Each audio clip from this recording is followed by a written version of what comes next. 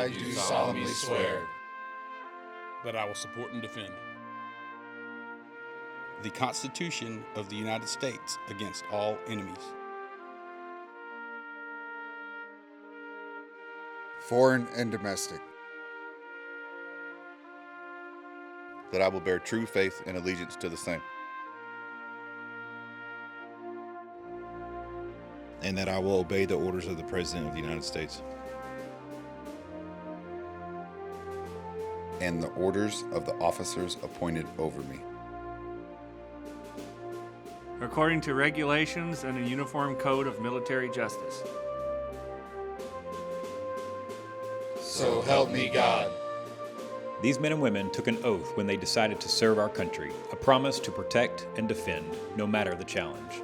Today, we honor that courage and dedication, and we thank you not only for your years of service, but also for bringing that same commitment and heart to Diamond Sea.